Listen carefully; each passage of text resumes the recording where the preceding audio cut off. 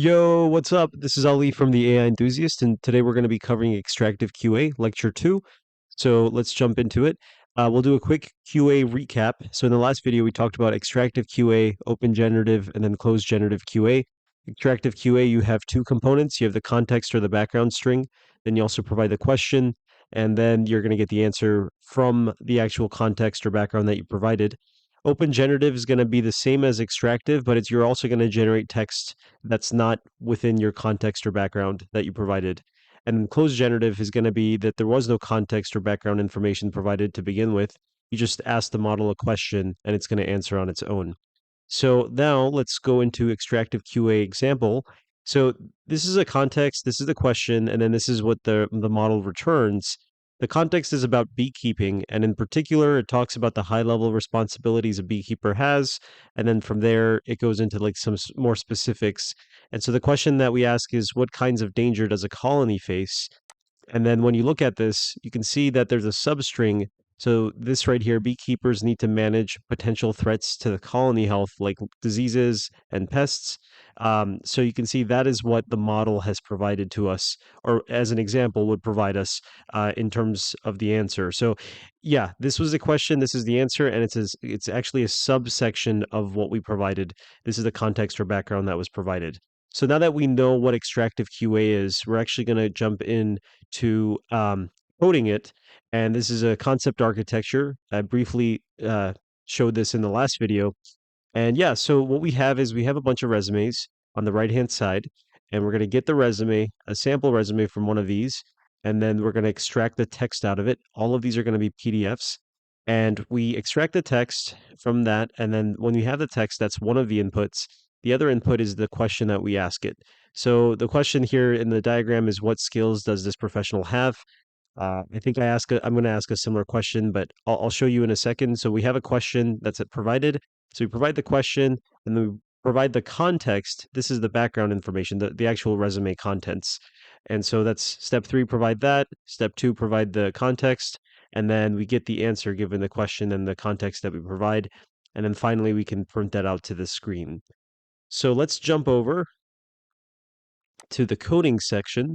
So over here, you can see that we have in our GitHub repository, I've already made this first lecture.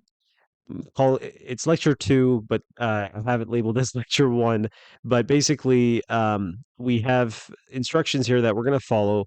We're going to download the repository. We're going to install all the packages that we need to run the code. I'll explain the code, and then from there, that'll wrap up the presentation. So let's go ahead and actually go to Visual Studio Code. And over here, I have a clean slate. So I'm just going to follow these directions to see if my directions are actually clear. So the first thing is to get lecture 1 going, you're going to first download this Git repository. So that's not listed here, but all you have to do is just copy this guy. And then I'm going to go ahead and open up VS Code. And then this will download NLP question answering repository. So now you can see over here, I have my lecture 1, and then I have sample resumes. So let's go ahead and just set up the development environment. So the first thing is you go one directory up by doing CD. So we will go here, ls. You can see that we're already one directory up. So we can see the Git repository here. That's where we want to be. And then from there, Python -m venv myenv. So basically, this is creating my virtual environment. It's a Python environment. We're calling it myenv, and I'm just going to go ahead and copy and paste this in. And while that's going on, we'll just open this up. So we created an environment, and now we're going to be installing the packages for it. Now, one thing is, guys, if you are running Windows 11 and you run into permissions issues, check this out. This is Stack Overflow. The specific issues that I've had was like an error I had when I was running these Python-m command, if I recall correctly. And so they have some potential solutions for this. It does set execution policies on your Windows machine, so you might want to set it back after you're done running these tutorials. Anyways, now that you have this virtual environment, now you have to activate it. So this is the command to activate it. So let's just go ahead and copy that. And keep in mind, we are still in the parent folder of our Git repository. This is a folder that represents our environment, our Python environment. And then just to execute it, I do /myenv, and then I go to scripts, and I think it's activate right here. You can see in parentheses, my env is here. So now we are in our Python virtual environment. And then going forward, now we're going to actually go into our Git repository. So let's go ahead and do that. And you can see here's the lecture1, and then you have the resumes. So what we want to do is we want to install requirements.txt. So this file specifies all the packages that we need to run this. And I'm going to go ahead and I have a little bit of extra packages in there, but that's okay. So when we go ahead, we can click this, pip install, and this is going to download all the packages for us. Okay, so I'm going to let it pause here, and then I'll come back when it's done. All right, so we are back. And actually, just while it was downloading and installing the packages, I renamed Lecture1 to Lecture2. So that's awesome. Let's go ahead and let's talk about the code real quick. So in here, we have the main function, or excuse me, main.py file. So this is going to be doing most of like the orchestration, right? So the first thing is we're going to get all the files in the folder path.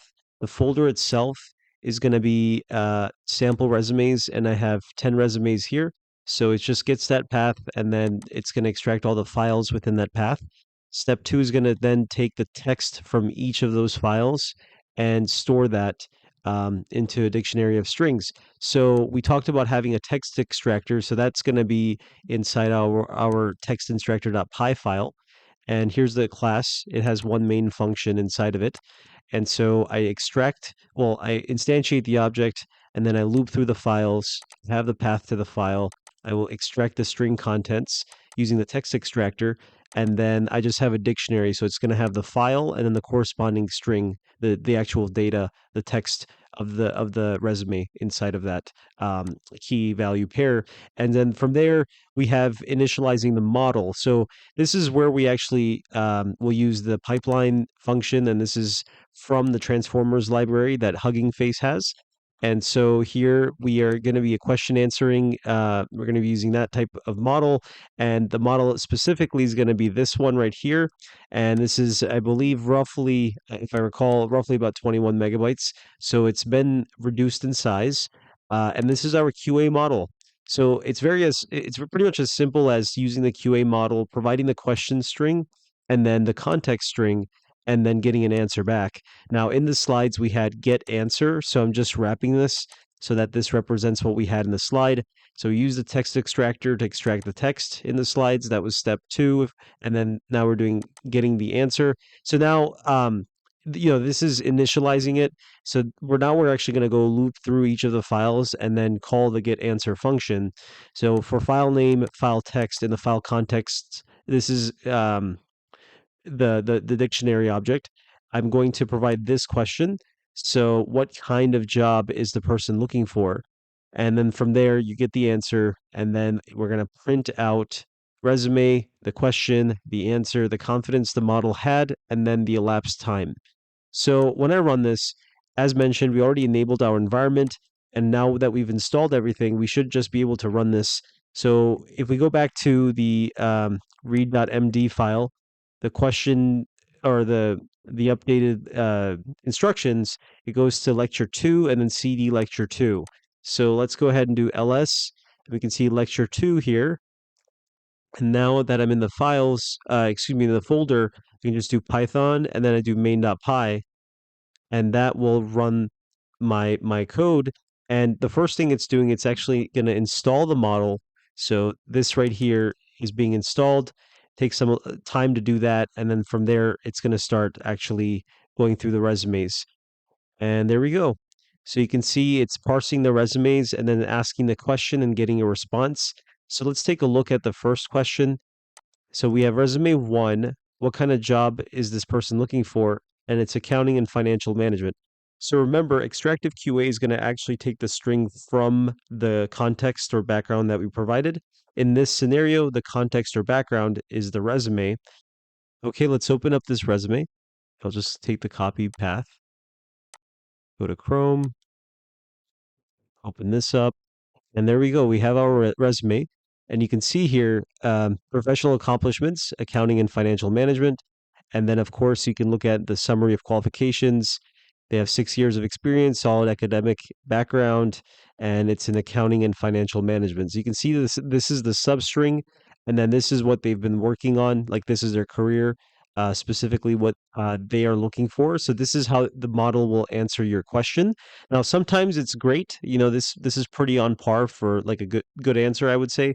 But in some scenarios, it's going to be less accurate. So, what kind of job is the person looking for? You can see for the 10th resume here, it's going to be certified. So that doesn't really give us much information, and it has a high confidence value. So you can see, or higher than what we provided in the first resume question. So yeah, basically the point is to demonstrate the capabilities here of the question answering models, and then also to be able to code this up. And if you want to reuse this code, you're welcome to do that. Yeah, so that's it pretty much for this lecture. If you like this video, please like and subscribe. It really helps the channel. And if you have any other questions or comments regarding this video, please post them at the bottom. And take care. See you next time.